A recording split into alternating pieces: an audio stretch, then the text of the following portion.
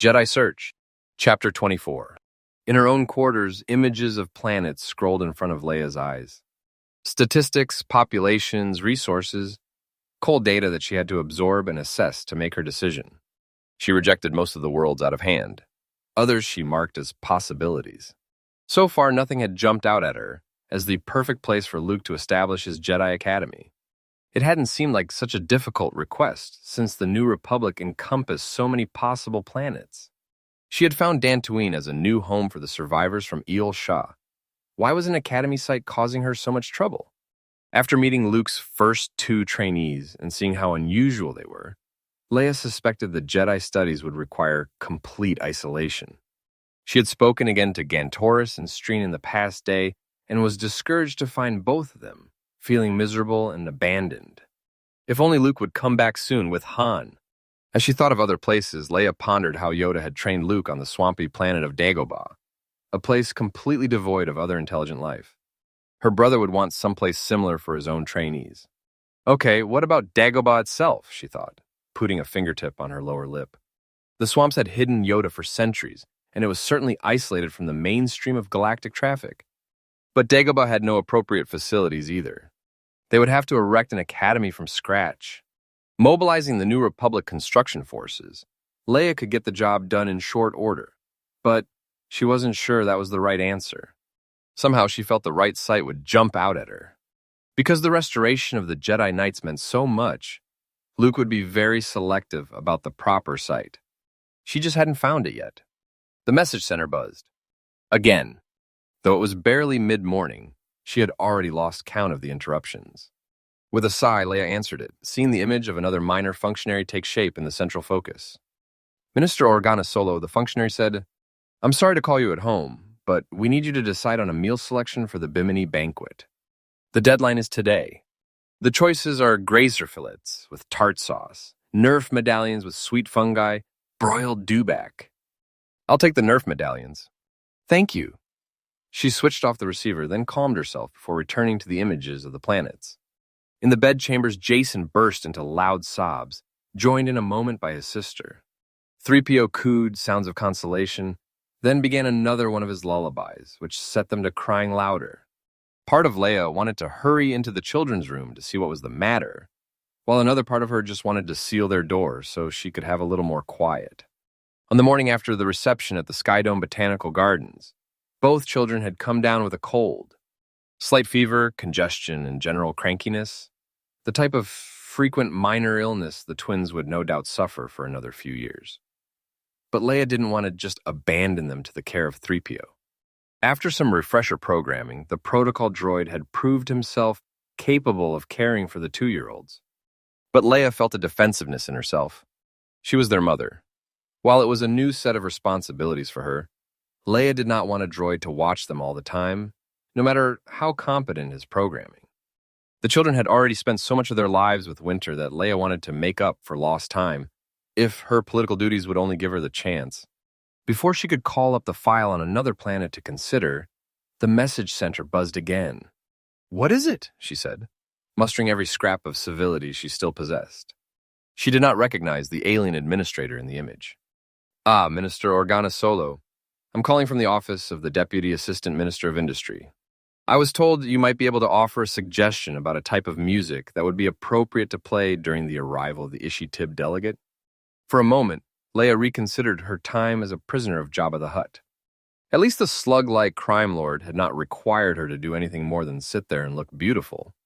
Before she finished signing off, a message came in from Admiral Akbar. Though she liked the Calamarian admiral, she found it difficult to keep her temper from boiling. How was she supposed to get anything done with all these interruptions? "Hello, Admiral. Can I help you quickly? I'm in the middle of a rather large project right now." Akbar nodded graciously, swiveling his big fish eyes to the front in a gesture of courtesy. "Of course, Leia. I apologize for the interruption, but I'd like to solicit your comments on the speech I've just written. As you remember, I'm giving it before the cabinet tomorrow, and you agreed to provide me with data on the rezoning of embassy sectors in the devastated areas of Imperial City. I did write the speech without your input, but I need to have the information before tomorrow. I've marked clearly where you need to add your thoughts. Would it be possible?" "Of course, Admiral. I'm sorry I haven't been more attentive. Please send it to my personal network address, and I'll get to it right away. I promise. Akbar nodded his salmon-colored head. Thank you, and I apologize again for the interruption. I'll let you get back to work. When he signed off, Leia could do no more than sit with her eyes closed, hoping for a few moments of silence. In quiet times, though, she began to worry too much about Han. The door chime sounded. Leia almost screamed. Mon Mothma stood at the doorway in her flowing white robes. Hello, Leia. Do you mind if I come in? Leia stuttered, trying to regain her composure. Please, Mon Mothma had never come visiting, never shown the slightest inclination to make any sort of social call. Though calm and quietly charismatic, the chief of state had always distanced herself from anyone else. During the early days of the rebellion, Mon Mothma had sparred with Leia's father, Bail Organa, on the floor of the Senate. Mon Mothma was a new senator then, a firebrand, insisting on rapid and sweeping changes that dismayed the seasoned and cynical Bail Organa. Eventually, though, they joined forces to oppose Senator Palpatine in his quest to become president. When they failed and Palpatine proclaimed himself emperor, Mon Mothma began to speak of open rebellion. A horrified Bail Organa had not seen the need until after the Gorman massacre, when he finally realized that the republic he had served for so long was truly dead. The death of Bail Organa and the destruction of Alderaan had affected Mon Mothma deeply, but she had never hinted that she wished to become friends with the daughter of her old rival. What can I do for you, Mon Mothma? Leia asked. Mon Mothma looked around the private quarters, fixing her gaze on the sweeping landscapes of Alderaan mounted on the walls, the grasslands, the organic-looking tower cities, the underground settlements. The faintest sheen of tears seemed to film her eyes. I learned that your children are sick, and I wanted to offer my consolations. She fixed a sharp gaze on Leia. And I have also learned that Han and Chewbacca never returned from their Kessel mission. I wish you hadn't tried to hide that from me. Is there anything I can do? Leia looked down. No. Lando Calrissian and my brother Luke have already gone to see what they can find. I hope they bring back news soon. Mon Mothma nodded. And I also wanted to commend you on the job you are doing. Or perhaps console you is the better word. Leia could not hide her surprise. The reception for Ambassador Fergan was a disaster. Mon Mothma shrugged. And do you think anyone could have performed better than you did? You did a perfectly adequate job with the Caradans. Some battles simply cannot be won. Given the Caradans' potential for galactic mayhem, I think getting a drink thrown in my face is a relatively minor debacle. With a faint smile, Leia had to admit that the Chief of State was right. Now, if only I could find a place to house Luke's Jedi Academy, I'd feel like I'm making some progress through this whole morass. Mon Mothma smiled. I've been thinking about that too, ever since Luke made his speech. I believe I have a suggestion. Leia's dark eyes widened in surprise. Please, Mon Mothma indicated the data terminal in Leia's living chamber. May I? Leia gestured for her to use the system. Though a lifelong politician, Mon Mothma set to work on the database. She was obviously no stranger to doing her own research. When images of the new planet crystallized in the projection zone, Leia felt the tingle of excitement creep through her. The confident feeling that this was the right place grew in her heart. She wondered how she had overlooked something so obvious. Consider, Mon Mothma said, smiling. It has everything he could possibly need: privacy, good climate, facilities already in place. It's perfect. I don't know why I didn't think of it myself. The message center buzzed again.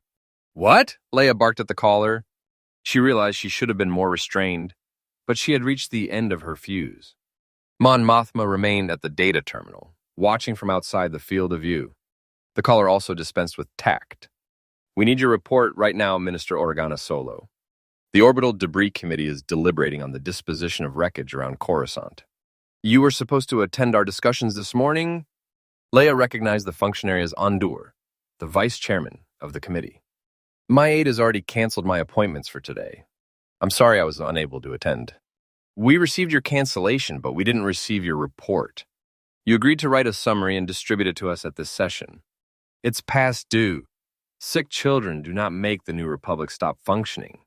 Seeing red, Leia remembered standing in Jabba's palace, holding the pulsing thermal detonator in her hand, waiting for it to explode and kill them all. 5, 4, 3, 2. Somehow she restrained herself. Perhaps spending a day with Ambassador Fergan had toughened her calluses. I may be the Minister of State, Mr. Andor, but I am also a mother. I have to do both jobs. I can't sacrifice one for the sake of the other. My children need me now. The committee can wait. Miffed, the vice chairman raised his voice. It would have been much easier to complete our deliberations if you had been here, rather than home playing nurse. Couldn't you hire a medical droid to take care of your kids' runny noses? This is an important issue we're dealing with, affecting the fate of all space traffic approaching and leaving Coruscant. Leia stiffened. This is an important issue I'm dealing with here, too.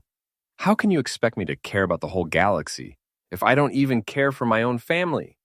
If you wanted mindless devotion to duty without caring about people, then you should have stayed with the old empire. She reached for the controls. My report will be issued to you in due time, Mr. Andor. She switched him off before he could say another word. At the end of her outburst, Leia slumped into her self-conforming chair, suddenly remembering her guest. Her face turned scarlet with embarrassment. That committee meets weekly, and there's no reason why they couldn't have waited until next time, she said in a simmering, defensive voice. I'm really not going to let any important negotiations go down the drain. I know my duty. Mon Mothma nodded, sharing one of her placid, heartfelt smiles. Of course you won't, Leia. I understand. Don't worry about it. The Chief of State looked at Leia with what seemed to be a new and surprising respect. Leia sighed and stared at the planetary image on the data terminal.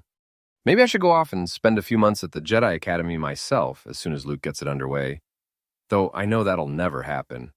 Taking a vacation from Imperial City is about as easy as walking away from a black hole. Affairs of state swallow up my entire day.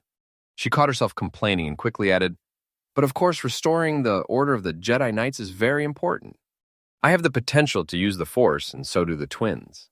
But thorough training will take a lot of time and concentration, two commodities I don't seem to have. Mon Mothma looked at her gravely, then squeezed Leia's shoulder. Don't worry too much. You have other important things in store for you.